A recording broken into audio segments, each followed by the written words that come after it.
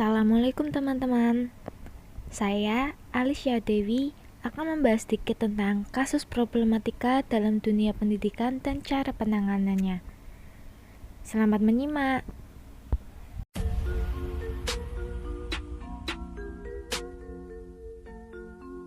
Masalah pendidikan di Indonesia cukup ditindaklanjuti dan segera ditangani. Dibandingkan dengan negara superpower, dari segi pendidikan, Indonesia masih dikatakan tertinggal. Meskipun demikian, bukan berarti Indonesia tidak memiliki harapan.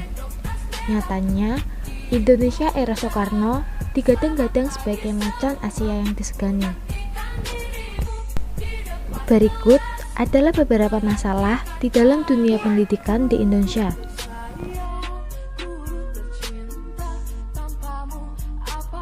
Entah disadari atau tidak, masalah pendidikan di Indonesia adanya keterbatasan jumlah guru yang terampil.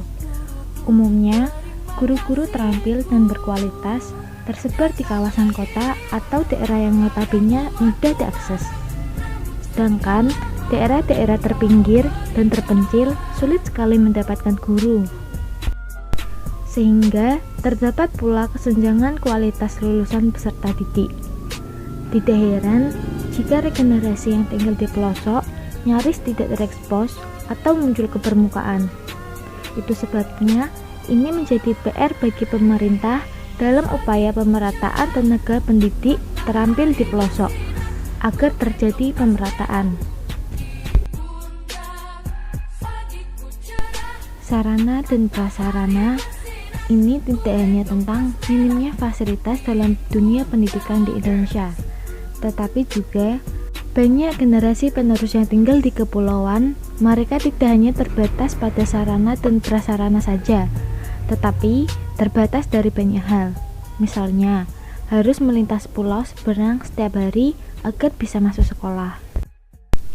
Memang ada kekurangan dari pihak pemerintah dalam melaksanakan peran pendidikan, tetapi apakah kita selamanya akan menyalahkan dan menuding?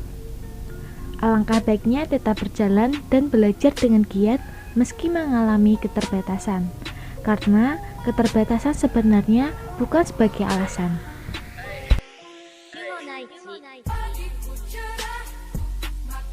Kurangnya keterbatasan bahan ajar menurut saya hal yang wajar, karena memang dari kesadaran akan literasi di Indonesia termasuk di urutan akhir. Jika memang tidak ada bahan pembelajaran tidak tersedia, bagi seorang pendidik bisa saja belajar dari buku luar.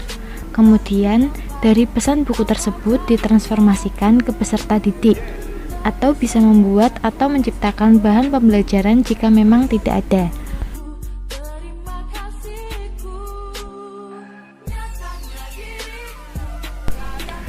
Terkait dengan mahalnya dana pendidikan, inilah yang menambah angka putus sekolah.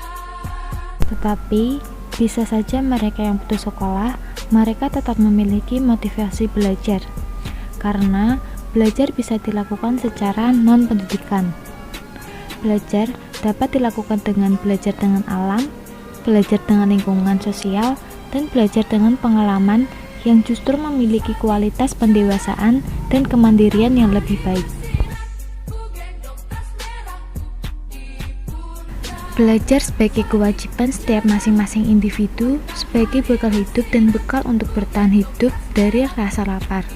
Sayangnya, belajar sebagai kewajiban kini bergeser mencari pangkat, gengsi, dan mendapatkan gelar. Disinilah awal mula mutu pendidikan rendah.